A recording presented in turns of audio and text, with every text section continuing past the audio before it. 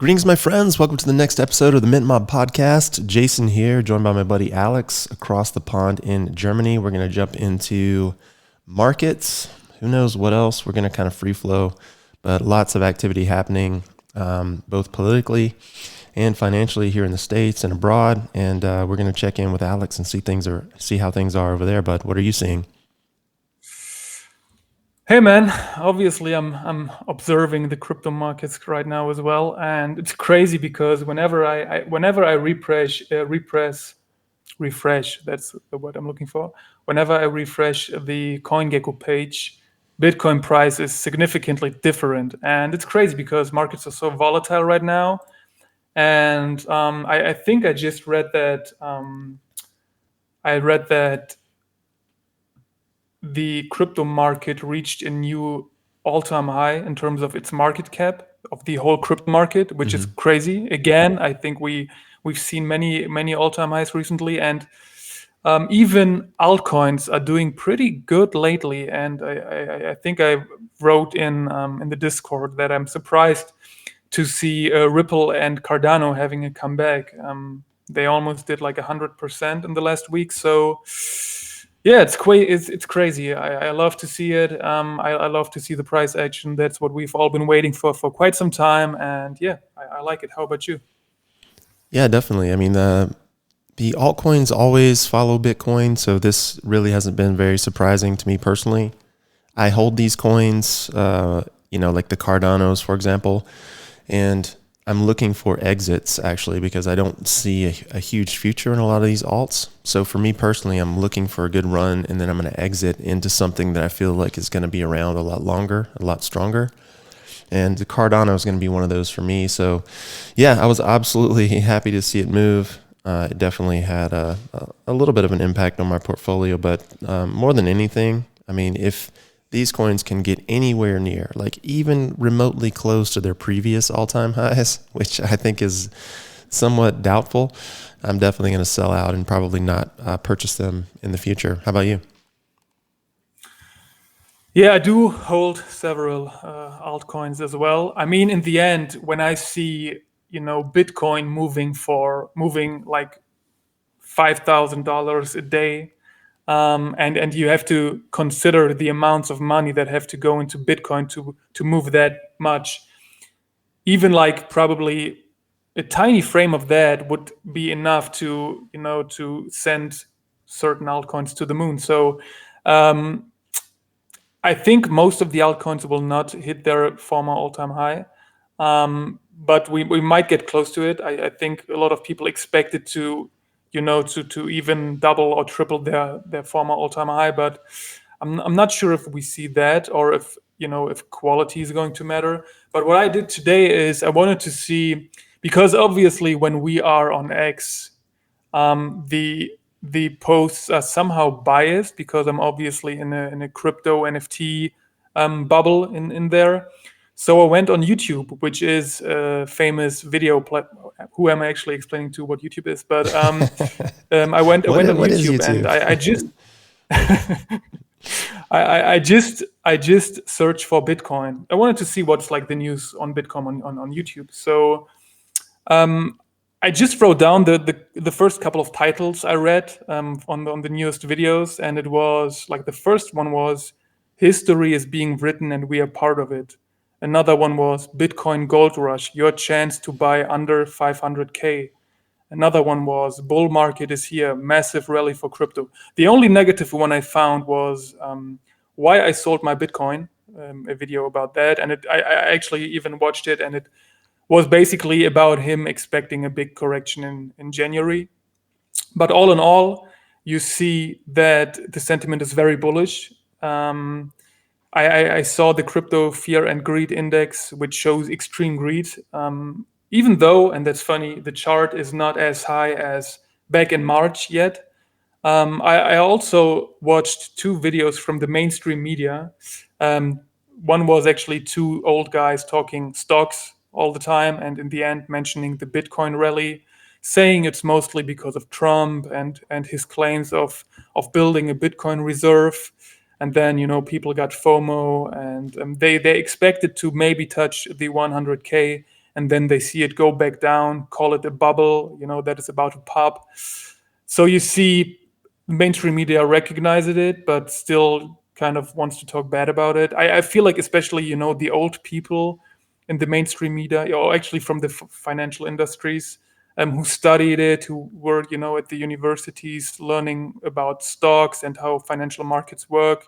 And, it feels like they, whenever big gains were promised, as it is now in the crypto markets, it used to be a scam. And I feel like they still think about the crypto markets as if it's like a big scam that is about to break and go down all the way. So yeah, crazy to see all that. I like I said, the momentum is still very bullish.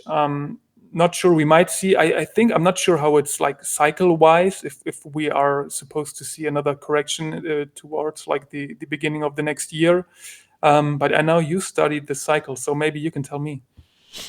Yeah, I mean, we just begun this whole thing where people are selling their Bitcoin now or selling, whatever coin now. It makes no sense to me whatsoever.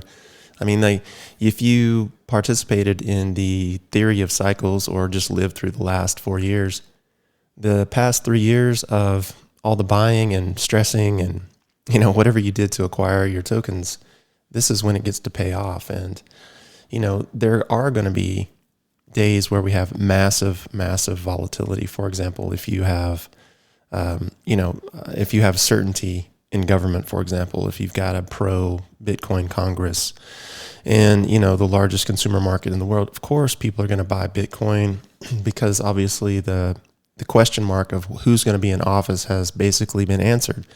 So that's going to be priced into the market. People are going to jump in. You've got MicroStrategy, who just purchased another, I think, $2 billion worth of Bitcoin in cash, where they raised millions of dollars from another share sale to purchase more Bitcoin. You've got, crypto rails for government being proposed. I mean, so all these different things are bullish, and none of it has been really implemented yet. So all we're really seeing is people happy about the fact that there's the potential that these things could be implemented. And yes, obviously the rally is not over yet. It's nowhere near over. We haven't even seen the inauguration that happens in January. We haven't seen any policy changes. We haven't seen any, major figurehead changes yet. All that is coming. And yes, some people are pricing it in, and there will be all kinds of barriers, both positive and negative along the way, one of which will be the $100,000 mark. Obviously Bitcoin hitting 100,000 has been the prediction all year long. I think it's pretty much a foregone conclusion that it will hit it. And yes, it'll probably pull back. Why? Because that's a psychological barrier. People will think, oh, well, it can never go any higher than that, And, smart people might start scaling out a little bit then. But it will by no means be over at that point. Like, you still have a good 3 to 6 months of strong upward activity that's going to take place all through 2025. And, you just have to sit back and wait. So I make this post on X the other day about, like some of the smartest things that you can do when it comes to investing is nothing. Like, you literally want to do nothing. Like, just acquire what you know is going to run and then just sit back and do nothing. And to see people trading it this early on, like literally we're like a week into the bull run or a week into bullish activity. I won't even call it a bull run yet because nothing's established. And people are talking about selling. I mean, this is just lunacy. So, I mean, from my perspective, I think people need to understand the value of just patience because, when I look back over the last 3 years, and I was actually going to post this video the other day, I pulled up my Coinbase account and I just went back, and I'm probably going to do this, but Coinbase, they set a security setting inside the app where you can't record the screen or you can't do a screenshot while you have the app open. So I have to go in and undo all that. So I pulled up my Bitcoin transaction history, and then I just set it to record, and then I started flipping the screen, just sliding the screen back all the way to 2022, 2021. And there's Bitcoin buys almost daily for the last 3 years, And I look at that, and I look at all the work and the time and the sacrifice that it took to create that, right? This is money that I could have spent elsewhere, trips, fancy things, whatever. But no, I'm putting it in Bitcoin. And now, all of those buys are well into the money, right? They're well into the green. So yeah, I mean, a week in, am I going to sell? No, definitely not. I mean, I spent the last 3 years acquiring, and if it drops to 60 tomorrow, I'll buy some more because the market cycle upward is nowhere near over. I mean, you could easily see 120, 150, I think, for Bitcoin, somewhere in that range over the next 3 to 6 months. So, there's no way in hell I'm selling them. I'm not going to pull a Germany. Yeah, I get that, and I'm actually on the same page. I mean, even if you look at the cycle, you have to wait until at least like mid next year. Let's see where we are then. There is actually a breaking news right now. The founder of Solana, how is he called? Anatoly Yakovenko, just posted a Solana roadmap on Twitter, on X, saying a detailed plan of scaling Solana. And you can click on it, and all it shows is basically a black screen saying increase bandwidth, reduce latency. And that's funny, actually. And wow, I that word is terrible to pronounce. DTH at the end. How do you pronounce that? Whatever. What's the word? Bandwidth, Oh, bandwidth. yeah, bandwidth. Yeah, You got it right. yeah. What's the D, man? You can leave that out, and it makes sense. Yeah. But The D is almost silent, basically. Yeah, bandwidth. yeah, whatever. Yeah, he just posted that. I think it's pretty funny because it's straight to the point. What needs to be done. But coming back to the markets, I feel like all that FOMO hits because people in our bubble see all these crazy numbers on X from wallets holding hundreds of thousands of dollars. And the problem is, however, what's like especially on meme coins, or actually yeah, especially on meme coins, because what's often overlooked is that the displayed value never represents the absolute or the realizable value. And I still feel like many people have not understood that you need to grasp the relationship between market cap, supply, and liquidity. And I actually saw a pretty interesting case about an exploit that happened like half or 6 or 7 months ago of a coin. And the exploit obviously made headlines claiming coins worth $35 million was stolen. And the exploiter went ahead and dumped all these coins within 2 days. And yeah, how much ETH do you think he had in his wallet afterward? Surprise, it was like around $3 million because the liquidity did not allow for more. So, when you see all these fancy screenshots of phantom wallets showing like, hey, I got like 200K worth of any shitty meme coin, it doesn't mean he's going to get that money. In the best case, he probably gets like, I don't know, like 20% of that. So yeah, it's like a little fake world, right? It really is. And this is one of the reasons that I encourage people to avoid meme coins at all costs, because not only are they just a liquidity suck on the entire marketplace, they're basically designed to draw people in and trap them like that. And the people who come in last are always exit liquidity for the people who got in there first. So, I mean, you can dive down this rabbit hole and you can look at the actual results, and you can just basically see that these sort of pipe dream trades that people, want to have happen, while possible, are extremely improbable, and extremely improbable. And, you can spend time on pump.fun and, play with your meme coins and then go over to Photon and try to trade them around. And, if you've got a little trading crew, like a lot of people build on Telegram, for example, you move as a unit, there's 50 of us in there moving the market and pumping it up on social media. And the next thing you know, you're dumping on all the people that you quote unquote, are in community with. So it's just one of those things where, like, I mean, I don't know how many times people have to see the same thing happen before they learn the lesson. Sometimes I think fish are smarter. It's like back in the day when I used to go fishing every day. If there were a lot of fishermen on the lake, we knew that the fishing was going to be shit because the fishing pressure, like the fish would see the lures enough to where they're like, we're not doing that. We're not falling for it today, boys.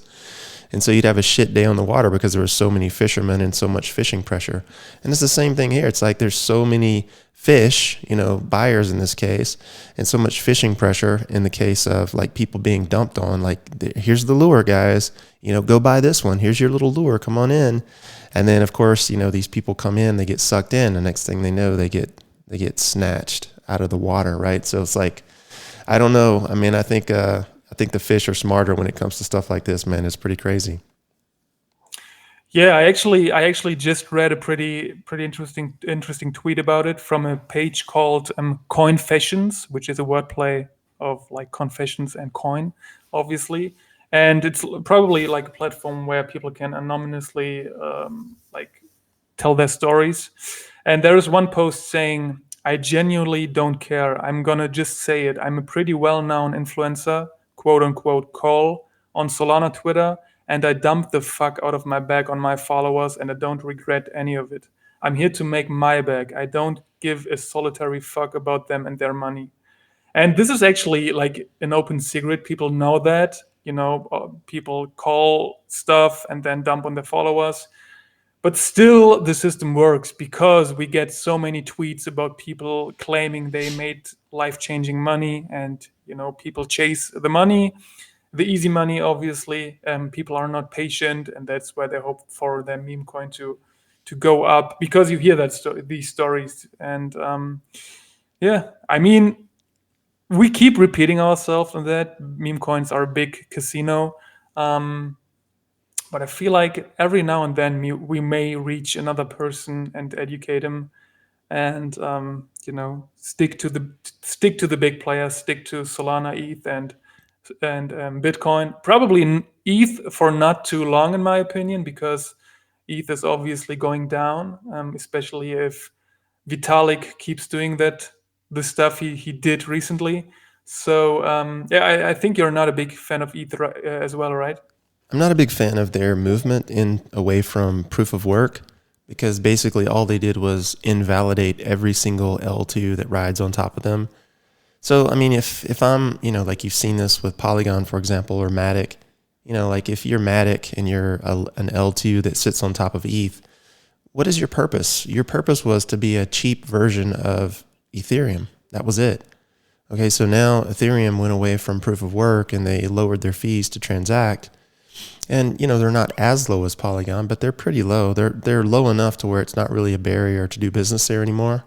So why do I need Polygon? Ethereum basically just killed Polygon and every other L2 that sits on top of it. So I don't really see a purpose in the ETH L2s. I think ETH itself will survive because it's got first mover advantage, lots of development, massive NFT marketplace, and I think it'll survive. But does it do as well as it could have outside of proof of stake? I don't think so, or with proof of stake, I don't think so. So, I mean, time will tell. But I'm considering strongly dumping my ETH if it runs, because I can always buy it back cheaper after the run is over. So we'll see what happens.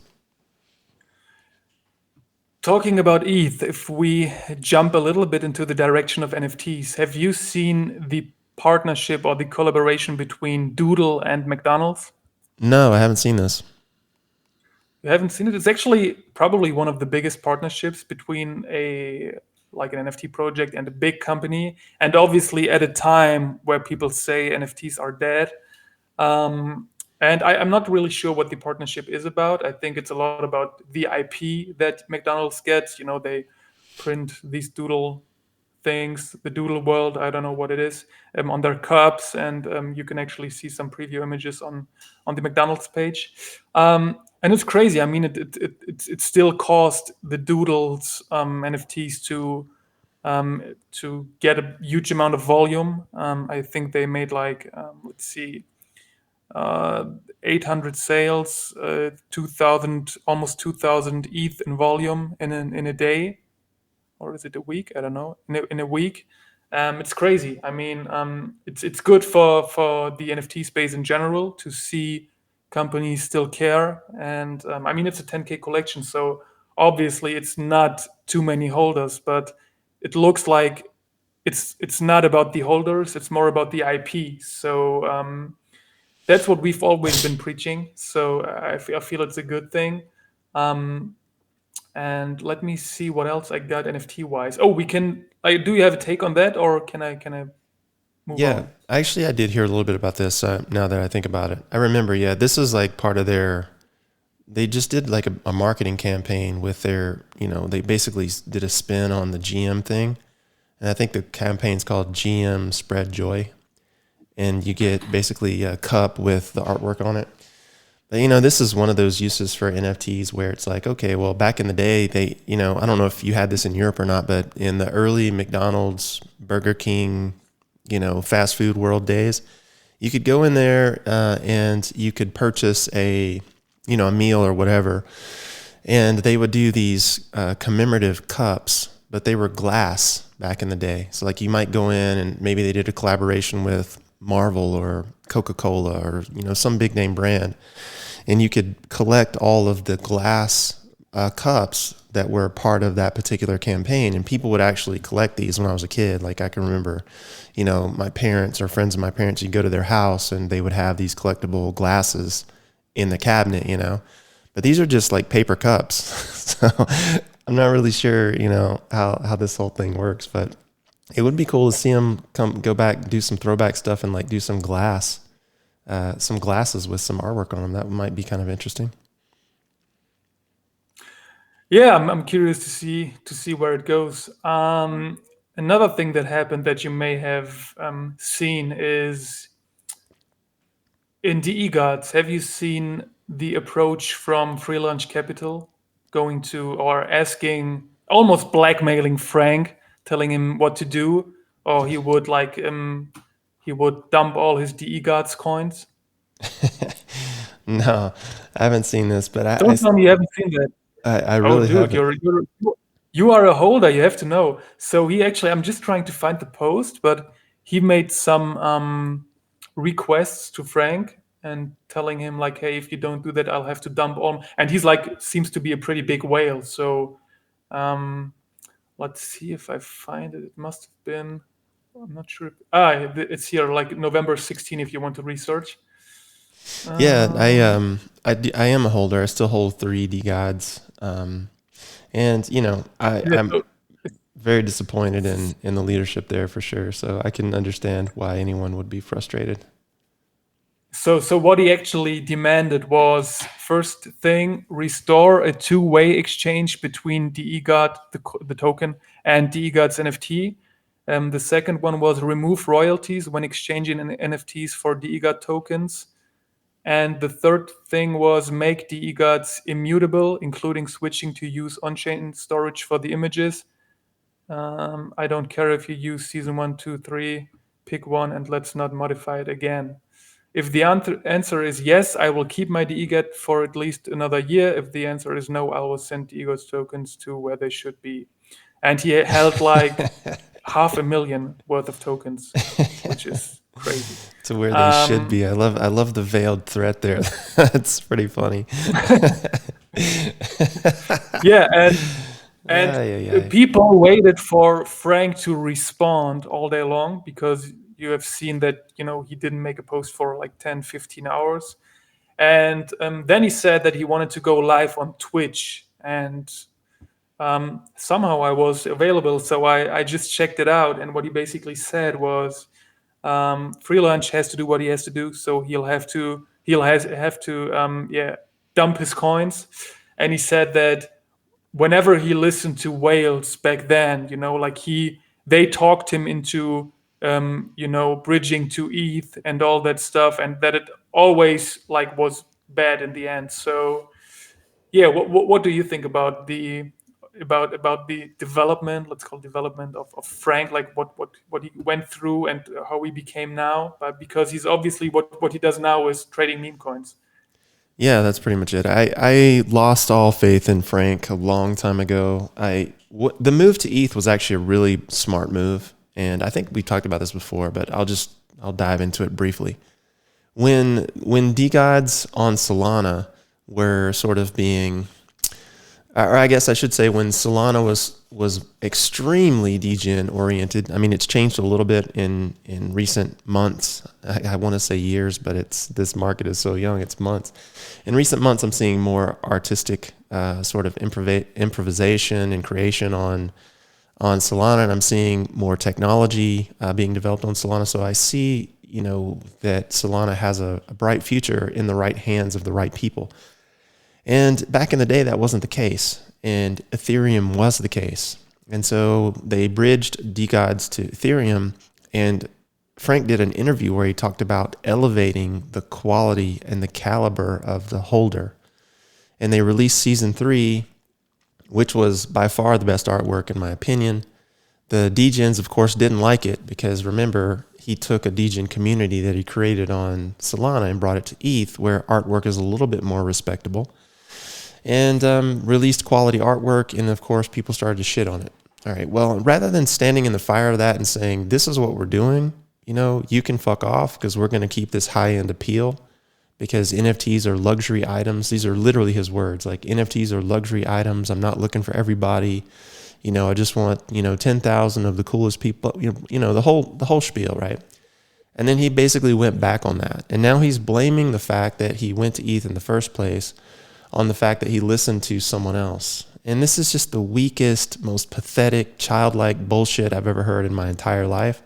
And you're in a leadership position, you don't blame others. You take the responsibility and you explain yourself and you stand in the fire of what that means.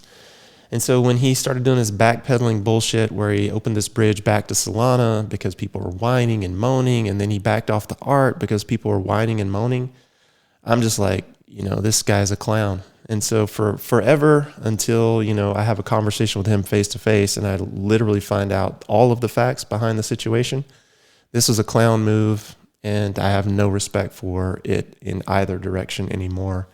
Had he stayed on ETH, the collection would have been fine eventually. People would have been perfectly fine accepting the artwork eventually. A two-way bridge would be perfectly fine as well, which was already in existence. But they keep doing these things where they demonstrate that they don't have a clear vision of what they want to create in the future, and that creates doubt and it creates uncertainty, and it draws in different people who have no commonalities, and that's what's happening right now. So, until he decides to be an actual leader, people are gonna, people who have leverage over him, and like in this case, this person who holds a lot of assets, they're gonna make their demands. And until he stands up and says, this is what it is, it's gonna keep happening. So we'll see what happens. I mean, he seems to be very committed to the degen lifestyle, and if that's the case, then being on Solana and trading meme coins is exactly what he needs to be doing. Yeah, and yet you're still holding your gods. Tell us why. Well, I'm waiting for a good exit. I'm not going to just give money away. So we'll see. I mean, when the bull market comes, if NFTs go with it, which we don't know. We've never really had a NFT cycle, so we don't know what that looks like. It's possible that the NFTs run with the tokens, but I have a feeling it's going to be the other way around, to be honest with you. And if that's the case, I'll just hold through it. I mean, I don't need the money, so I can just sit and wait. DeGods are basically one of those legendary projects because they were first. They were one of the first to market on Solana. They haven't really done anything special to earn that title other than just being first. And as we've seen from going from chain to chain, oftentimes that's all it takes. So I think that there's value there to be pulled. I think Frank's leadership is weak at this point. I think he needs a clear direction, and definitely needs to get out of this, degen bullshit he keeps doing online with his buddies and drawing people into that stuff. But I mean, that's where he's comfortable, and it makes sense that he would hang out there. But you're not gonna elevate your collection by doing that, and you're certainly not gonna elevate your collectors by doing that. And if you want to build an exclusive club, which was his claim back in the move to ETH days, that's not going to do it for you. So, I'm just going to look for a good exit, and if I can pull out, at a good rate and get my money back out of it, then hey, so be it. If I can get a little profit, so much the better. Yeah, I mean, setting like he kind of has the wrong focus now, telling people like, hey, we are going to build a community and everyone is going to earn money in my little, almost like an alpha group or something. And now seeing, I mean, back then when Frank started, and almost like through 2022 or 2023, um, I felt like he's actually smart. So he said a lot of things that made sense, and that he shifted into that direction. And seeing the eGods at, I think it's like 8.8 or 8.9 Solana floor price now. It's almost sad because as you just said, it's kind of in like an OG project, something people looked at, especially thinking about Solana, the whole ecosystem. And yeah, now what is left? Like, what do we have now? We got the Mad Lads, and I think that's basically it. I feel like we have some OG collections from back then, like the Pixel Monkeys. How are they called? Solana Monkey Business or what? We got the Foxes who seem to be steady. But besides that, I feel like there is there is not too much focus on NFTs yet. And I think we talked about that on the last spaces a little bit, if there will be another NFT bull run, if that comes back. But as you just said, we never had a cycle, so we cannot predict anything. We don't know we are not 100% sure what crypto does and how the NFT space reacts to that. But in the end, I think we stay positive and we just keep building, because in the end, that's the only thing you can do, and to be prepared for anything that is coming, because I feel like the technology is here and we can use it with the art. We can tokenize art, and in the end, that's going to work regardless of how the NFT space is doing, right? Yes and no. I mean, I mean, it's really hard to say. I think ultimately it's going to come down to focusing on the user, not the developer, not the founder.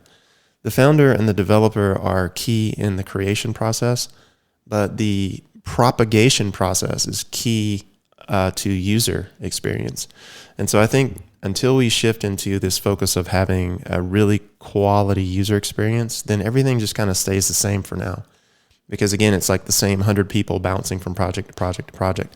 On Solana, for example, Solana has a really interesting technical future, provided it can achieve, or it can be like understood and well used in the creation of different programs and utilities for business. Like I think Solana has the best chance of that.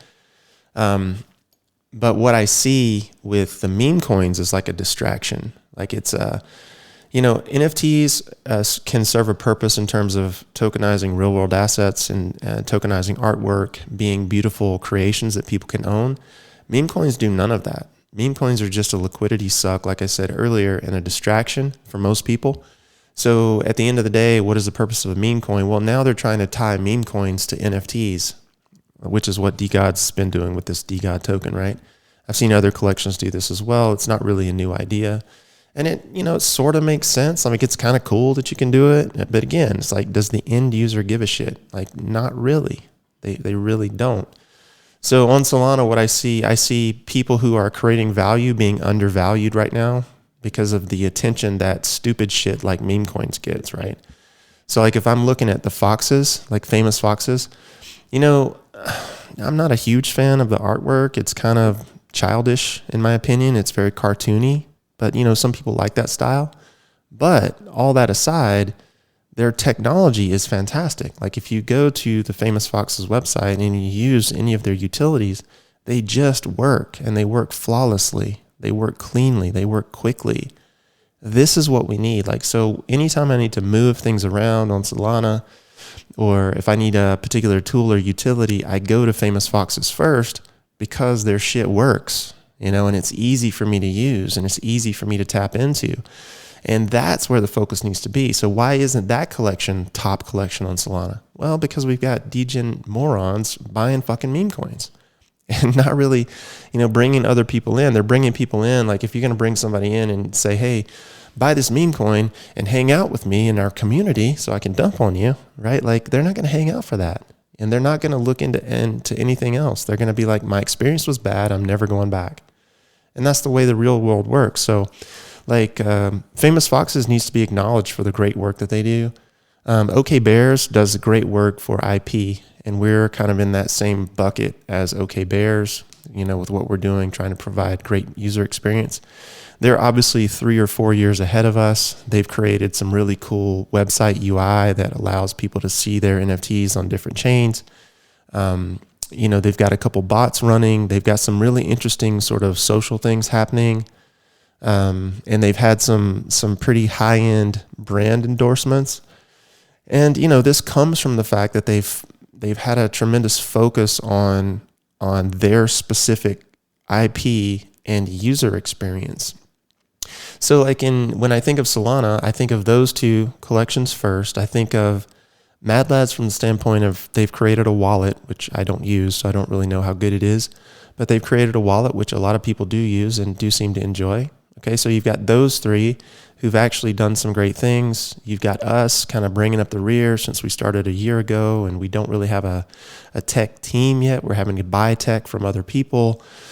So like all of these things are happening, and at the end of the day, the valuation of any of these projects or pieces is only going to be determined by the number of people who come in and are exposed to the use case of those things and can then take that back into the world with them and tell other people about it. And right now, all that's being taken back into the world and people are telling other people about is, hey, I made $10 on my fucking meme coin, right? Come in, sucker. Let me dump some shit on you later. Right? That's all that's happening. And so, we keep having that stuff happen, and then the attention and the liquidity doesn't go where it needs to go. So ultimately over time, as more and more people get burned and as regulation comes on board and as more and more people realize that sort of, lottery ticket trade that took $100 to $100,000 isn't very common, when that subsides a little bit and sort of calms down, then that's when we'll see value flow to use cases that actually impact the end user in a positive way. And we're not there yet. So we'll see. That's a long answer probably to your question, but that's kind of how I see it. Yeah, but it makes sense. And in the end, it's like builders like us who are needed to, set the foundation for a great NFT space in the future. I mean, sometimes I wish I could travel in the future, like 2 or 3 years, and just give me a moment to open up Magic Eden.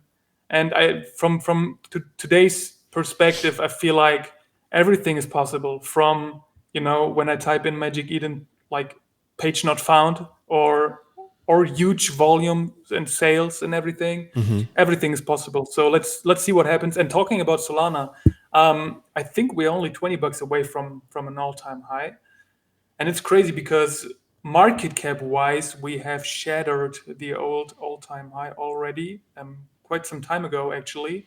I think we are over 50% above the last all-time high, market cap wise. So yeah, that's inflation, but what can we do about it? Let's talk a little bit about the Goodfellas. I think we have something coming up. I heard rumors. Do you know anything? Is there anything coming up in the next days? Yeah, there's a lot of things coming up. Obviously, we obviously met on this earlier, but we've got a drop coming up on Wednesday for Masan Amini, who's out of Iran. She does really cool paint work inside Photoshop. It's super bright, super colorful. It's in bright contrast to what we've dropped so far, so we're super stoked to bring that on board. We've got gear coming online. We've got mint pages come online. We've got token mint pages come online. We've got stickers, patches for like tack hats, like all kinds of things in the works. So yeah, pick one. We can dive into any of those things. Lots of things coming down, man.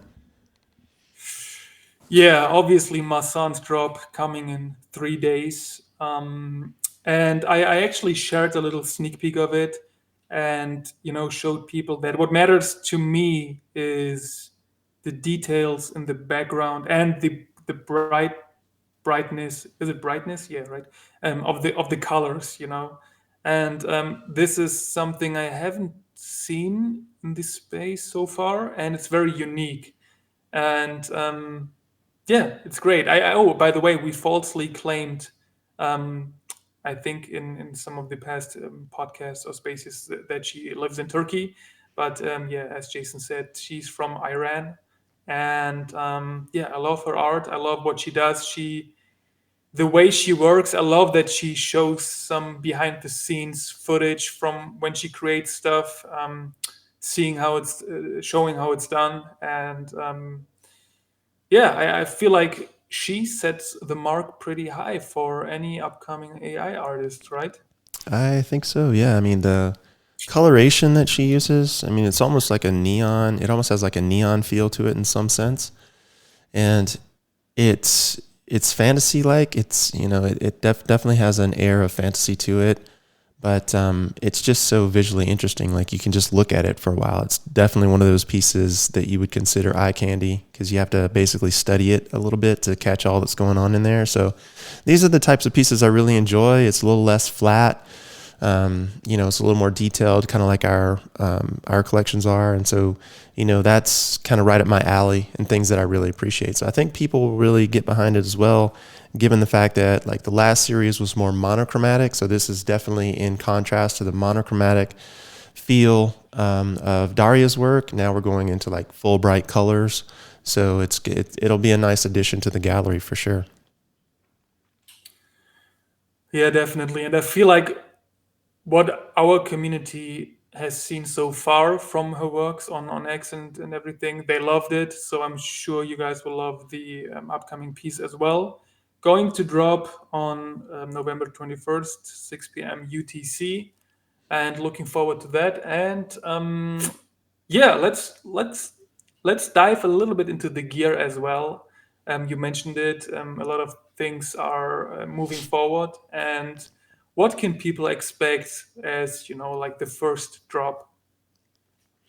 Well, the first drop we're going to do gear wise is going to just be a simple t shirt. And we're going to basically focus on that. I've actually already shown the design. It's just like a branded GoodFellas t shirt that's going to be on the front of the shirt. And we're going to basically go into uh, like like really high end fabrics, so like blends. So it won't be just be like a plain cotton tee. It'll be like a blended tee, so it's super soft and it has a really good hand or a good feel to it. And then we'll do also in the labeling side of things, like inside the yoke of the collar, there'll be our brand sitting inside there as well. So it won't be like won't have like a manufacturer's label in there, have our label in there. So, little things like that to keep the quality high and the details on point, I think are going to be a lot of fun. And so it's just going to be like a simple, really high quality first drop, like everything that we do. We're easing in and we're, just taking our time and making sure everything is good and that the quality of the print is solid. And yeah, we'll get that out, and then that'll branch obviously into other designs, whether they're culture related or Goodfellas related. We'll basically start involving the community and deciding as a squad like what we want to create. But yeah, we'll start very simply with just like a simple branded tee, probably in a bunch of different colors. And so if you're holding one of the sirens that has the t-shirt, you definitely want to hold with that because it's going to give you some benefits when it comes to checkout. You might get a little bit of a discount there. Hint, hint. If that's not Yeah, I not think clear.